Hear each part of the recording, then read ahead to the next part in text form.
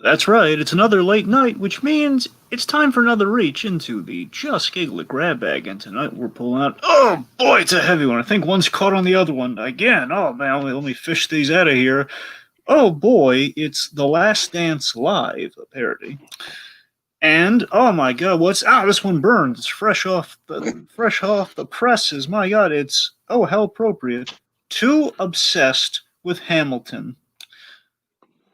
Both from JGI homes, one of which did not see the light of day, the other of which is episode 2, which means we're at the episode 2 woods.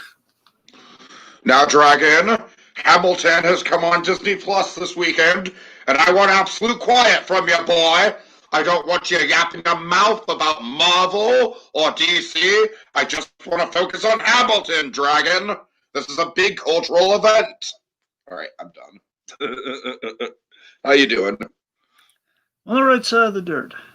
All right.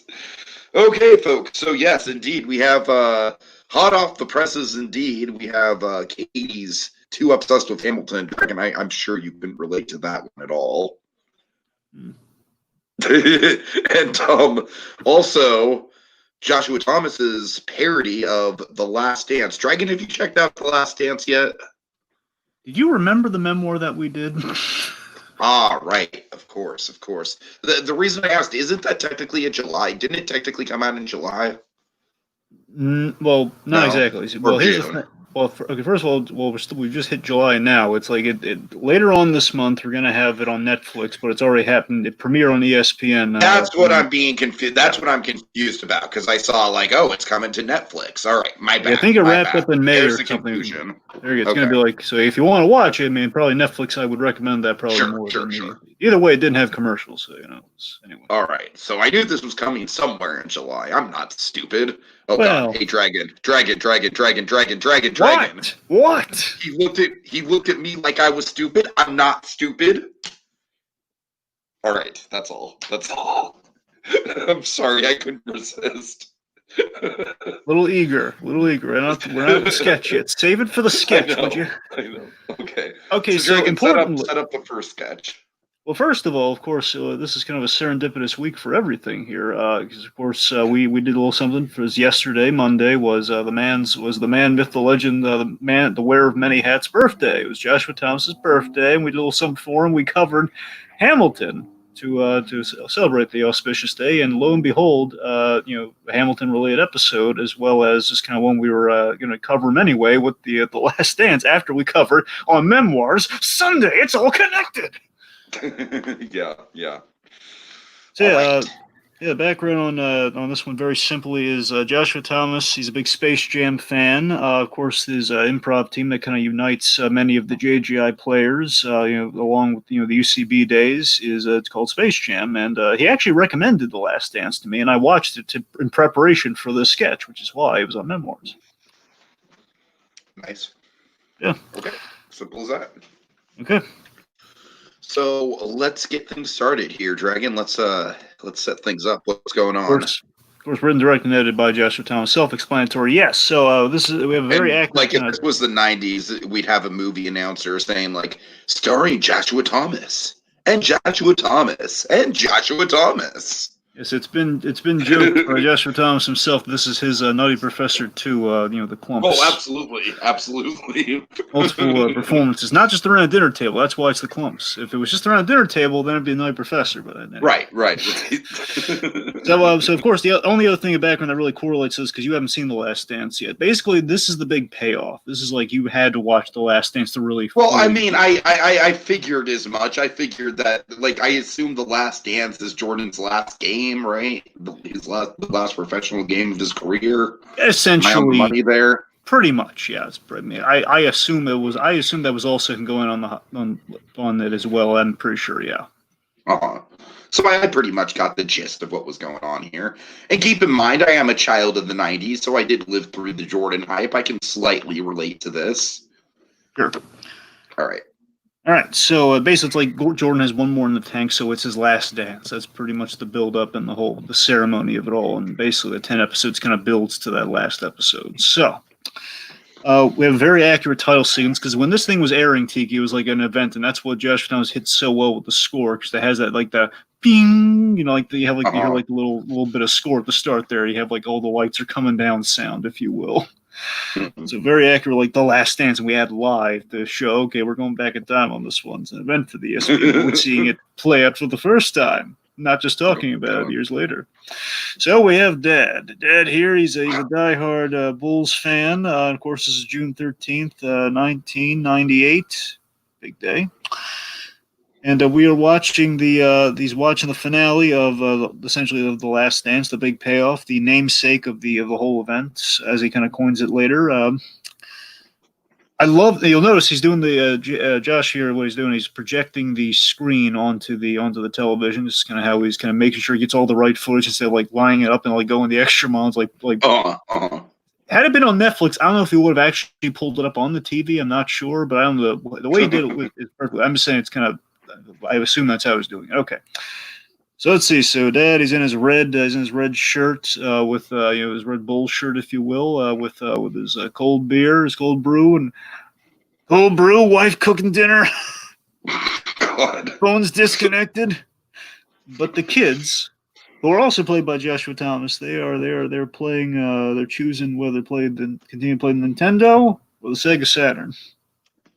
Dragon, it's a very simple choice. You go with Nintendo. Come on now. Well, true, but they don't make that choice. Now, if this was Nintendo versus PlayStation, I'd probably go PlayStation in all honesty, but PlayStation wasn't on the table here, so alas. Anyways. All right, so Dragon, let's talk about the voice of Dad, because Joshua Thomas basically pulls off what I can describe as Nicolas Cage meets Bing Crosby. Yeah, you stole it from me, but I think you're absolutely right. It is very Crosby with Nick Cage. Of course, Crosby, as wonderfully as we remember him, he also he liked that strap, folks. He loved the strap. It's like old Elias Disney, good man, but he loved the strap. Yeah, unfortunately, Bing Crosby is pretty much like in the problematic people category right now. Treat your kids with a sack of oranges. They'll never find. Oh God. Okay, you give me a lip, boy. Anyway, so we have. Honestly, I don't want to take a guess, but like I don't know. Bing Crosby was in the Rat Pack, was he not? Like maybe he was friends with Sammy Davis Jr. I hope he wasn't racist. I'm just saying, for the era, it would make sense if he was, and I just don't want to think about that. Anyways, I think you're bringing up things that really have no correlation, Tiki. You're making us all uncomfortable because Bing Crosby not really that associated with Sammy Davis Jr. But I'm pretty sure not a Rat Pack member too. But okay, I'm sorry, I'm not familiar with that era. All right, I'm sorry. I think you're right. I think the Rat Pack was after his time. Right. I enjoy the Rat Pack. I don't remember Bing Crosby ever being there. I mean, I could be wrong, I guess, but I don't think he was. I feel like Bing Crosby probably inspired the Rat Pack, if anything. Anyway. At least the style of music. Anyway, sorry. Getting back on topic. So, we have Max, basically Joshua Thomas in the Space Jam t-shirt.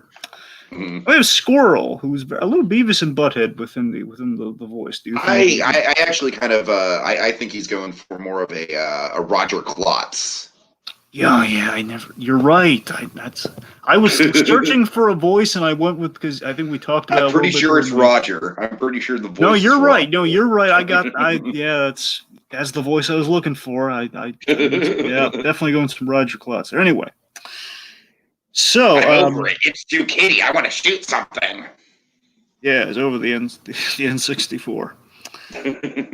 So Dad warns that this might be Jordan's last dance, again coining the phrase. Oh, this might be episode might be Jordan's last dance, boys. I don't want to hear it. So of course, the Max series said, "Hey, you want to play GoldenEye? How'd I give you a black eye?" So they're going with the Sega Saturn. Can I just say, I was one of those kids where it's like I was not into GoldenEye and everyone else in my friend group was. And so whenever GoldenEye got brought up, I was like, no, I want to play Mario Kart. So I very much relate to the, I very much relate to the Nintendo guy in the room here. Yeah. So of course, we have Sega Saturn. Fine, I don't care. You care. You So, care. I want to break this down here. I could be completely going off the rails here, but I love that we kind of have almost, Joshua Thomas. I love how he's cultivating these characters, which really works well with the sell of the whole thing. Because again, if you buy them as like different characters, despite them all very clearly looking like the same guy, well, 3 out of 4 looking clearly like the same guy. Mhm. I love that they're kind of like a deconstruction of the psyche of Joshua Thomas in 4 parts. If you really look at it, you have you have kind of the shy, timid Joshua Thomas in the kid in Max. They have the mischievous side, kind of like the ones like lighting bags on Katie Mary Garland's doorstep. That's that's Squirrel for sure. You have kind of the frustration and definitely angry side of Joshua Thomas. Very much kind of the Garfield to Katie Mary Garland's Normal. With Daddy-O, and then you have the broad side of Joshua Thomas's comedy within the broad, which is Mom. All right. Okay, so we reveal a very Tartakovsky-esque Dexter's Lab framed mother. That is yes. Greg. Good pull on that. Kind of sporting Gendy's gams, as it were. All right. So the kids are just going, stop. No, you stop. Oh, I'm sorry, boys. I thought I made it specifically clear that I don't want to hear it. Okay, so this is basically where we're getting to the next level of Gwen Benavides of it all, thanks to the editing. The editing, I mean, Josh Thomas's editing is always kind of flawless in nature, and this is where it really takes like an extra step. Like, oh god, he's melding the performance with the editing so perfectly. They're complementing each other, they're bolstering the other one. It's great. It's a last dance of its own. Anyway, so the music, then we have the music going on here. The music's great, and of course the build-up of the stakes, paralleling the documentary, which is the docu-series, which is great. So, Dad's gonna be mad. He's already mad at you. Well, one day Dad's gonna hate you. He already does hate you. And then we just see that contrasted against Joshua Thomas's dad, and he's just like kind of just sitting there, like trying to keep his cool as this is going on. And then also Mom is just oblivious in the kitchen. Just in the bounce. Oh god. The bounce, boys, and basically as if she's talking from the other end, like, boys, please, Dad's trying to watch the game. And of course, I love she's obscured, obviously, to maintain the illusion there's a different character in that. Right. Okay, so again, the edit. So basically, the whole thing you gotta understand stylistically was really great about all this too. What makes it a really excellent parody is that again, it mirrors the we have the game footage along with kind of the guy in the chair, which is pretty much Michael Jordan being interviewed, basically anyone being interviewed in the series.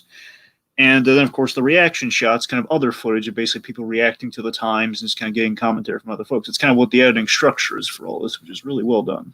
And well mirrors the other thing, but recontextualizes it for comedy. So, also, a big thing with all this, too, is like my favorite part of the Last Dance is kind of the father-son story within Michael Jordan and his father, which kind of correlates in a comedic way to this, where it's a father-son story, but a little less loving.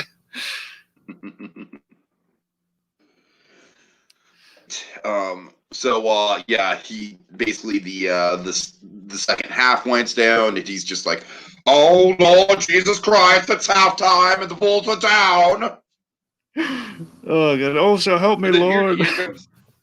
Here comes my favorite section where the kid with the Space Jam shirt is like, "It's okay, Dad. Mike will bring it back." Is that a jinx, Max? You jinxed the game? Is that a jinx, Max? He's trying to jinx the game. No, and then this I'm talking about the score. I love that Bing Crosby. That's the most Bing Crosby delivery, by the way. The whole jinx thing, because just the idea of jinxing a game is such a 1930s concept. So what's even better here is I love how again we use that musical promo score, like the little piano key, like the ding, and again that kind of heightens like the tension. Like I remember when we saw this thing live, I was mostly responding to again like stuff like that, like oh god, something intense is happening right now, as you're kind of laughing at it, kind of like before you're really processing the whole of it all. Right, right. So of course we have a lot of the money stuff happens right now. So like. I think probably the best line after a squirrel kind of like kindles the fire here is he kind of puts lighter fluid on the whole situation. Like, no, Dad, no. Yeah, he hates NJ. He thinks he should go back to 45. Okay, I got to explain this. Do you know the whole 45 thing? Okay, so yeah, go on. let me guess. I assume is this is just like a total shot in the dark. Okay. But is 45 the jersey number he had when he played baseball, and therefore he's threatening to go back to baseball? Again, total shot in the dark. Yeah, I think no, that's not. At least that's not. I think it'd be coincidental if that was his baseball number, but no, it's not. Okay, total shot in the dark, Dragon. Total shot in the dark. Here's the thing. So again, this is one of my favorite bits from the thing. Again, it correlates to the father-son story. The idea is that famously Michael Jordan, his number is 23. Okay. On the jersey.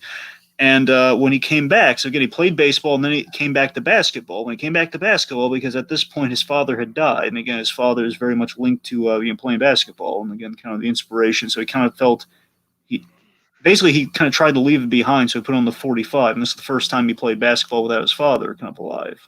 Okay. And when he put on the 45, when he came back, he stunk to high heaven. And then he went back to 23 because he feels like he was like tempting fate. So the point being 45. That's so when he says, "Oh, you should go back to 45," I was like, "Oh God, he should make himself even worse." Like 45 is like a big insult.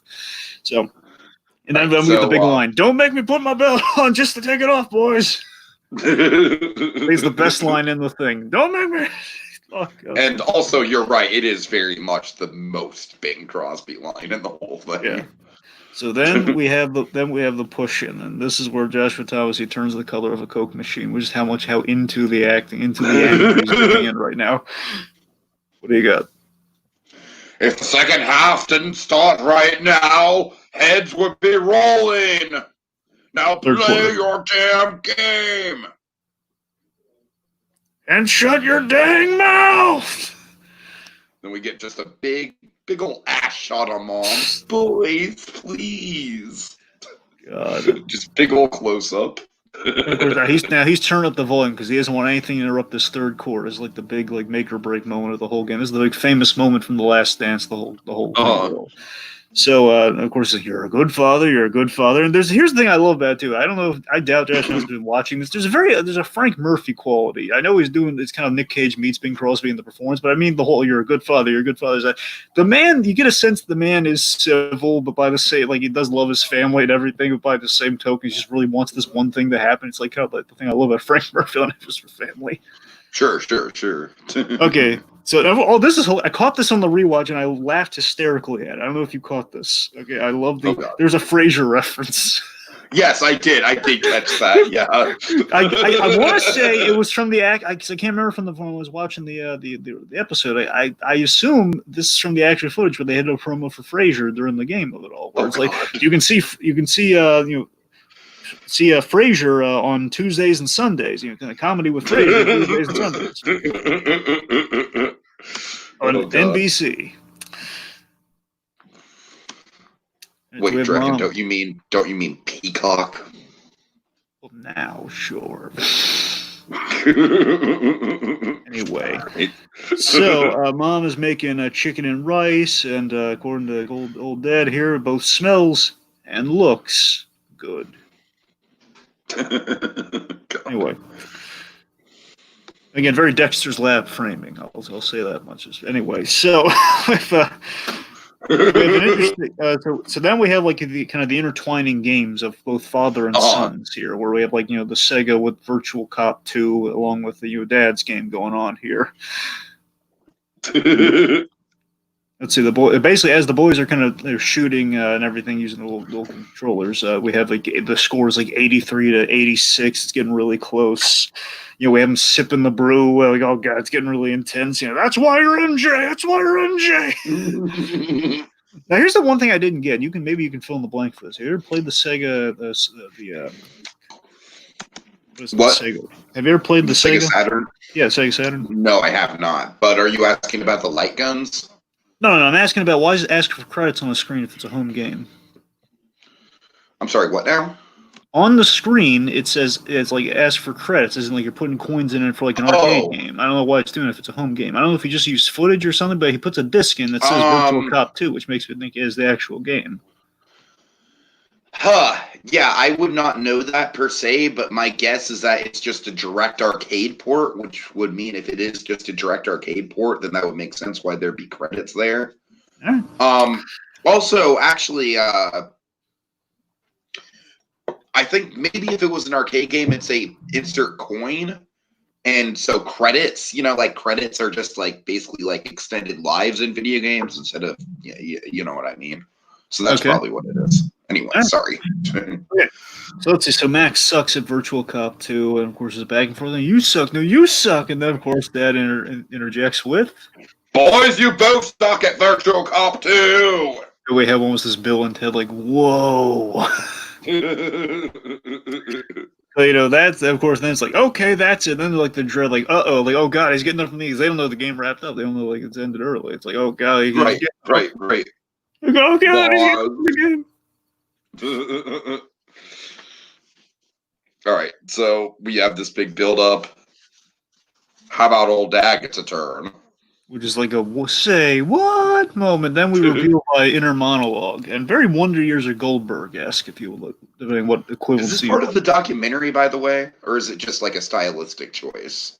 Well, I mean, the footage in the event is from the documentary, but I mean, it might be like you have a poke at, like, the documentary is gonna talk a little bit like this, but like talking over the footage as it's playing. So I mean, maybe in that sense, it's not directly like, I don't know. So, I mean, I guess it's kind of in the style. It didn't really, it's just kind of natural they'd have to do this if the boys are going to. I think you're right. Anyway, so Michael MJ1, we see Dad doing the victory dance in slow mo. Slaps his wife on the hindquarters. Like that. I gotta tell you, it's funny. It's a little weird because we know it's Josh. Like, ooh, it's like, oh God, it's funny but weird. God. Also, this is where I dig deep on it, folks. Okay, so there is kind of a symbolic nature to things here, where the boys are dreading the spanking, and of course we have the victorious version of it, and then of course yes, absolutely, the dread, and of course the fact that it came later. I mean, hey, we got spanked later, like unmercifully, and it was the '90s after all. Well, in that moment, we smiled. We were happy, and of course, it was that moment. We couldn't sit down the next day, but that was so. Thanks, Michael. It's basically Michael Jordan. He won like a repeat, three-peat, NBA championship thing. And anyways, the point being, like, thanks, Michael, and I put that at the end there. It's nice. All right. So, final thoughts on that, Dragon? Yes. Final thoughts for me on that one. It's very much, absolutely, it's very much Joshua Thompson and Night Professor 2 situation, acting wise, and it came off great. Again, making it work for 4 performances. It's taken the father-son touchstones of The Last Dance I really liked and kind of mining it for comedy, so I'm definitely behind that. Satirizes the event nature of The Last Dance. Like, this is the big sports event we're celebrating here, without mocking it. They're not mocking the event itself. They're not saying, "Oh, this was like a dumb documentary" or anything, which it wasn't. That's what I'm saying. We're not taking pot shots at it, but we're basically we're making the mundane a true event, much like that event was for a lot of people, whether it be in the '90s or just kind of watching, being talked about now. So again, like the fusion of the editing, the performance, the crossover between kind of family and gamesmanship. These are really well intersecting themes. How it unites fans, in this case, family as well. Yeah, just final thoughts on my end. I just think that as someone who's, I'm like vaguely familiar with the event from when it was going down in childhood. So on that end, I'm totally like on the side of the kids, where I was probably just playing N64 with my cousins whenever this was going down in '98. So I can relate to it that way, and I like how we see kind of both sides of the coin. The fan side, and then also like the kids who grew up in the '90s, who kind of grew up around the Michael Jordan hype, but weren't really directly involved in it. So I really like it. It's a nice kind of period piece of the '90s, which, Dragon, it's goddamn. I feel old that the '90s are legitimately a period that we can do period pieces on now, but alas, here we are. I'm literally part of history. So, to quote Jamie Lee Curtis, "Oh, I'm like the Crypt Keeper." All right, enough old jokes. All right, Dragon, let's move on to a sketch that, God, I am sure that when you watched it, you just did not relate to it at all. You were just like, this has absolutely no relevance in my life. No siree, no sir. Yeah. You think we can put the banner up? Yeah. Oh wow. I'm sorry. Are you sure you don't want to just stick with the grab bag banner because we missed it on the last one? Well, I guess whatever at this point. Just we. All right. My bad. My bad. Yep. And it's with another Hamilton. It's another Hamilton screw up too. So there we go. Okay. So at least we're consistent. All right. So Too Obsessed with Hamilton. This was so this is interesting. This one's a little more of a sticky wicket in terms of the credits here. So this was directed by Katie Mary Garland. It was directed, co-written, and co-edited all by Katie, and she was assisted in the writing department by her co-star. It looks like Miranda DeMeo, and was co-edited by the incomparable Piper Henson. The pipes, man, the frickin' pipes worked on this. Oh. All right. So, Dragon, do you, I'm just curious. Do you have that one friend who's too obsessed with Hamilton and is constantly saying, like, "Do not throw away your shot"? Pretty much, yeah. So yeah, oh god, this was I think this is such a great idea for a sketch because it's so universal. It's like either you are this person or you know this person. There's probably not a lot of people in the country who don't fall into one of those two camps. So yeah, this is definitely kind of capitalizing on the recent Hamilton surge with the Disney Plus thing while people are in quarantine. So it's kind of mixing the two situations where if you already were dealing with this, now you're going to absolutely have to deal with it. Although, Dragon, the thing about it is that there's a lot of people like me and Monkey who, like, at this point, now that Hamilton's out, I'm pretty much like, I've kind of like lived and breathed Hamilton for 5 years already. So I'm like, yeah. I'm glad I saw the film production. The film production was probably the best way to see the to see the thing. It's probably a better seat than you're gonna get in a live house, but I'm not. It's not gonna take over my life or anything. I'm not sitting here watching it over and over again on Disney Plus. So. So basically, yeah, this thing definitely captures my experience with this guy for 5 years. So definitely kind of definitely captures that. But also, here's the actual thing, Backroom. I got to get in there. This is important. So as you probably noticed, JGI at Home episode 5 didn't quite happen because there's been kind of they're kind of figuring out production stuff here. But this had the episode kind of gone through. This was going to be part of episode 5.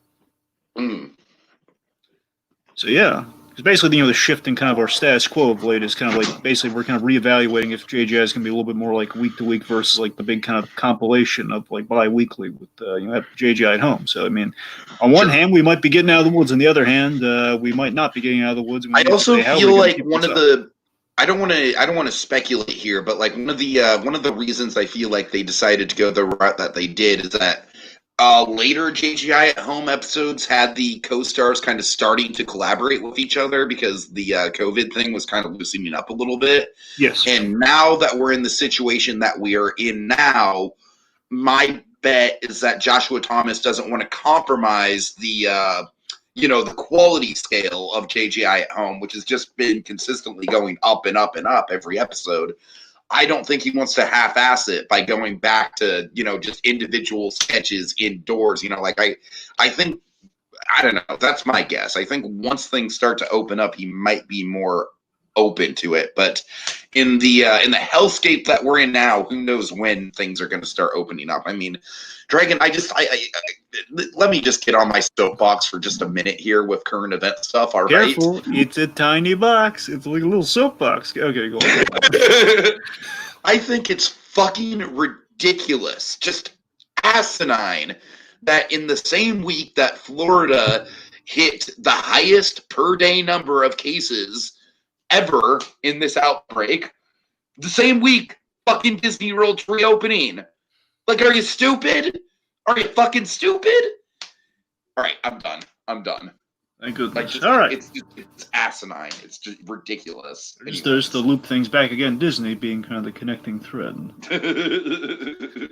Okay, so let's break it down. So we have, the incomparable KMG playing Becky with her, I presume, roommate for this piece. Because I'm assuming, I don't know if in real life this is, Katie's roommate or whatnot. Because I'm because things are loosening up a little bit. It's kind of hard for me to tell if there's just more like people are coming over, or like if perhaps like I assume I'm pretty. I'd be willing to guess that it's her real life roommate, but I don't know. The thing is, I'm pretty sure this is Katie's set that she's used for her sketches, but I can't quite pinpoint it down. I mean, I know people like I'm pretty sure Jenny Tran and Daryl Delaney, they're kind of their roomies as well. So exactly, yeah. Anyway, okay, so the point being, possibly also like in real life, we have kind of Becky with her roommate Monica, and I'm sure that's a Friends reference. Monica, who's played by Miranda DeMeo, who, by the way, we've seen in Harley Quinn and the Joker episode 6. She was the nurse who caught Carmilla in the middle of her her second murder attempt. Yeah. Okay, so they're drinking shots together, little kind of gals drinking together. It's like, oh boy, little party time there, and then we have a very effervescent Becky making a little reference. What is that reference? She is not throwing away her shot. You're not throwing away your shot, and then back and forth. And anyway, so this is where Monica just I emphasize Monica. Here's where she draws the line. She calls Becky out. You know what? Becky, not. It's like we can't get through one shot without at least 3 throwing away your shot references. Exactly. Basically, Hamilton should continually bust out into Hamilton's song with every excuse within casual conversation. It's got to stop because it's getting maddening after a while. So this is like in terms of like kind of nailing down the comedy, which we kind of like to do here on the Grab Bag. We kind of do. Maybe it's spun off into something bigger and better than ourselves. I don't know. Anyway, so we like that. This is kind of confrontation comedy. It's it's very much kind of it's kind of confrontation comedy with kind of cutaway history lesson gags. So basically, like we see the examples in the person's life very much in kind of cutaways, and here we use like we use like the sepia footage. It would be sepia, right? Is that how you call it? Yeah, the sepia is probably the closest. I don't think it's true sepia. I know it's not true. That's what I'm saying. That's what I'm asking. I can't nail it down as true sepia, but it's like I would say it's a gradient. Fine, it's like a gradient sepia-esque flashback. Yeah. The point we have these cutaways to like an older. Anyway, the point we have like some. When I asked you when I asked you what you were doing for 4th of July, you just burst into Guns and Ships, and then I really wish that we would have seen Katie singing the intense rap part of Guns and Ships, but we see her singing the burr part. How do we emerge victorious from the quagmire? Leave the battlefield, waving Betsy Ross's flag higher. And then this cracked me up. The roommate's just like, I thought you would join the NRA or something. So again, big thing here, of course, very early in JGI at home, Katie singing in a lot of her sketches, especially kind of her the songs and everything about the virus and quarantine life and so on and so forth. So let's see. Then of course we have this. Then she's like belting "Helpless" when this is the one that hurt. This is what hurt Monica's feelings. When she gets furloughed. I don't blame her. I would not do this. All right, I would not cross this line. I would hope. Well, at least she didn't say da da da da da da da. At least she didn't do that. Oh God. Anyway, so she's like the helpless, belting out "Helpless" when she was furloughed from her job. It doesn't make her feel great, which again leads to kind of the more cutaways and so on and so forth as we keep going here. Let's see. So we see a cutaway to Katie with just embracing the fridge. It's like helpless, down for the count, and I'm drowning in it. I've never been the one to try and grab the spotlight. And also not what the song's has about. Nothing to do with the situation. Yeah, exactly. Then yesterday, she was singing "Say No to This" while she's in the pasta aisle of a Trader Joe's. Oh God. It was a hot guy. I mean, it's hard to tell with the mask, but I wanted to say no to this because of COVID. Also, to me, I mean, I know it's not explicitly saying this. Maybe a little throwback to "You Don't Deserve This." That's what I'm thinking. Like it's like a "You don't deserve this." Yeah. But also, I love Monica's line here. She says, "Hey, I thought you had musical Tourette's," which I think is hysterical. It's a hysterical idea of musical Tourette's. I love that. That's a sketch I want to see. Okay. Oh God. So, all right, let's see. So, oh yeah, then we have like the armoring up montage there. But we already get enough looks when we go out anyway, and of course we see they really kind of stock up and protect themselves as they should. I'm not knocking it, but they're armoring up with like they're wearing the mask and then the visor, little like kind of visor mask thing, and then the gloves, and the thumbs up, and they're out, man. So then Katie comes in. This is what Katie Mary Garland does best, especially with the openings of JGI at home. She comes in with the kind of the heartstring move here, the heartstring comedy kill, if you will, with basically summarizing what Hamilton's all about. And I do stand by this is kind of what Hamilton's all about. But then, of course, we have like a really great logic hole that gets pointed out. So I learned more about the founding fathers than I ever did in school. Which I mean, that's what I will always respect about Hamilton. Yeah. I feel like Hamilton is just like a totally like invaluable learning tool, especially like, my God, Dragon, I am jealous of the kids who get to watch this in school. I really am. Yes, I yes, get but to learn about the founding fathers this way. by the same token, with a grain of salt that gets talked about here, which I love that we talk about here. Of course. It's like, yes, all that is true, but then we get the great reality check of, well, Katie, but Becky, you do know. I mean, it's like she's listening off like, oh, I didn't know Hamilton was an immigrant, or I didn't even know who Aaron Burr was. Yeah. Dragon, I gotta know, Dragon. Do you remember the Got Milk commercial that laid out the Alexander Hamilton Aaron Burr thing? No. Oh God, okay, I don't want to go down a tangent, but it was like a Got Milk commercial where it's like, it's fun to know history. For example, did you know that the guy on the $10 bill was shot by his best friend in a duel? Very funny. Right. Anyways. Okay, so the country didn't start with the political the two political parties, and then, of course then we have the interjection here like Becky, Hamilton isn't historically accurate, right? So yeah, it's the one flaw. I would argue that. I would argue like I mean I don't like it's not 100% historically accurate, but I think it's a little bit of a falsehood to say it's entirely historically accurate. Well, she's not saying she's not saying the entire. She's saying it's not historically accurate. Basically, don't go in with a history test. Say, oh yeah, and he wore like a big purple coat too. Looks awfully like the V Diggs too, like that guy. Oh, God. Right. I wouldn't go. That's what I'm saying. Like, just don't. Okay. Yeah, I got an embarrassing story from childhood. I'm not going to tell you, but anyway. So, okay, so,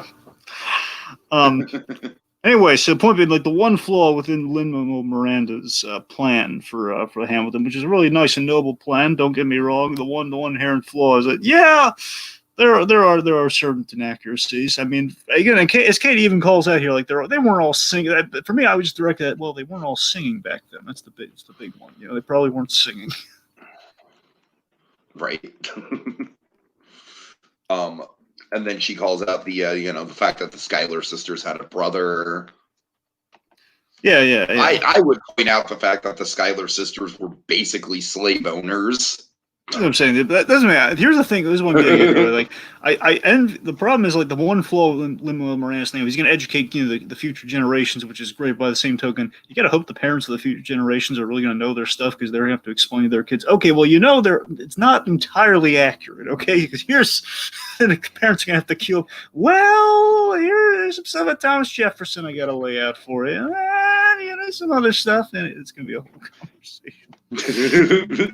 So that's I've heard that Thomas Jefferson, like you would think he'd be one of the more over-the-top betrayals, but I've heard that it's not actually as over-the-top as you would think, given how flamboyant that guy was in real life. Sure. So the point being, Becky here, she's in denial. It's like, okay, Monica, good one. She's very much in denial. And we have like the dramatically absurd turn of like, well, I mean, I knew they probably didn't all burst into the song, and they had a brother, and. Oh god, and of course, pointing out, it's historical fiction. I mean, like Downton Abbey. Well, I mean, I know there's no real Downton Abbey, but But Hamilton's not historical fiction, all right.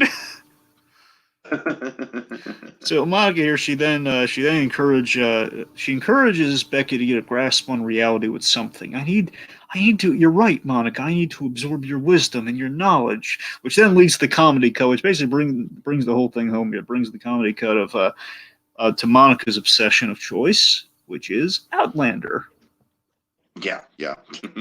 Really, you know what's fun about Outlander? There's a Good Doctor joke about Outlander. It was really funny.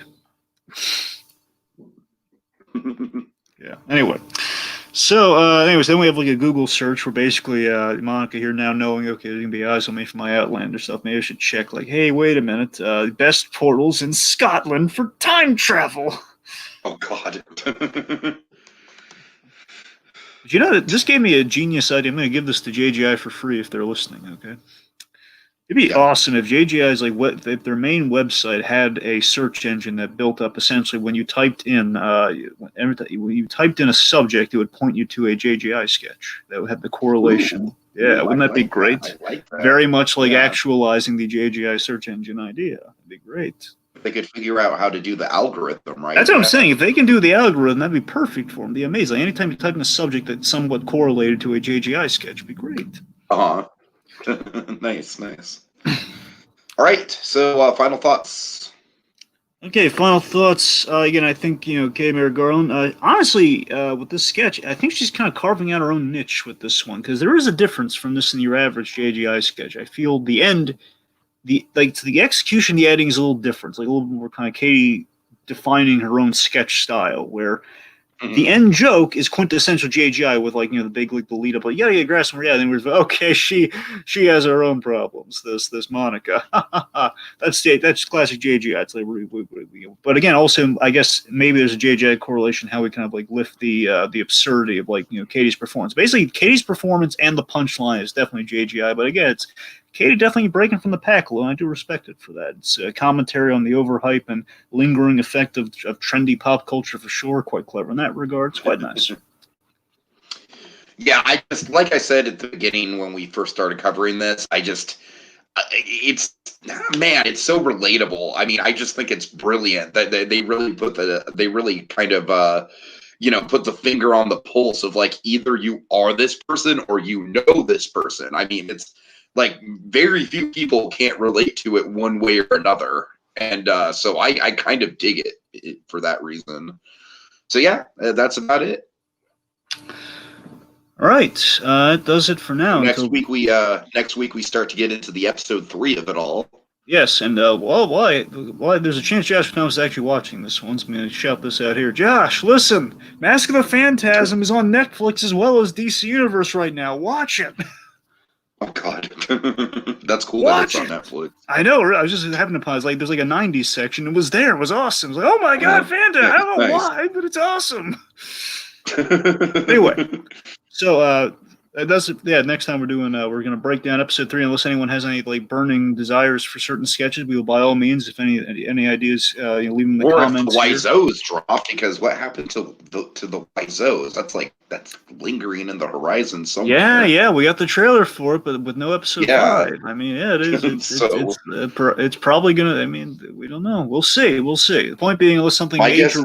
Is he's gonna save it? He's gonna save it for the third weekend of July, which is the usual Christopher Nolan slot, the blockbuster slot. Sure.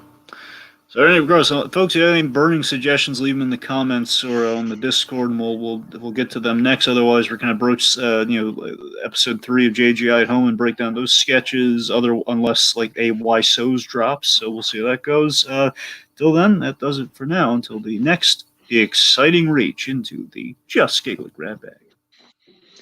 Boys, Jordan is not throwing away his shot.